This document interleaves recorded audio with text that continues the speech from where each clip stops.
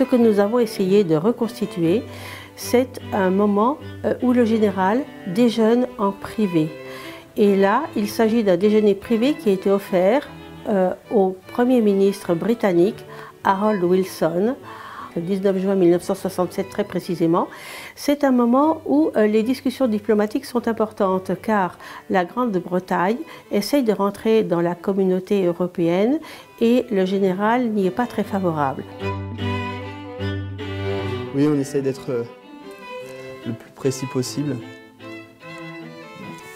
À 1 millimètre près, je veux dire.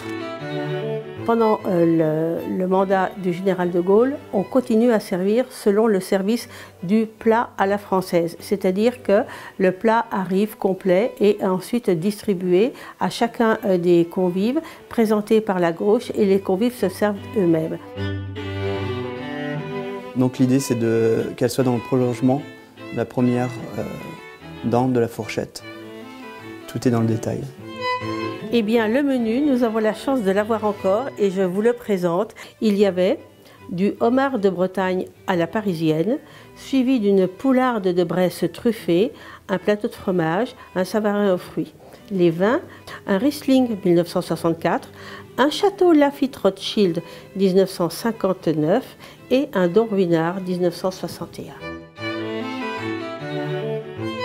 Le général est un militaire, donc il a été habitué à une nourriture simple mais bonne et il a évidemment quelques petites préférences dans ce qu'il mange, mais il ne va pas imposer à ses chefs cuisiniers des repas particulièrement copieux ou lourds.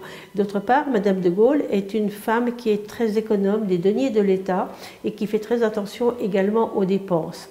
Les plats, puisque c'était le grand service au plat à la française, étaient présentés en entier. Donc un turbo, une fois qu'il était cuit, était présenté en chaud-froid avec ces décors absolument magnifiques qui étaient faits à l'emporte-pièce. Il pouvait y avoir également des présentations de poularde, ici en chaud-froid truffé.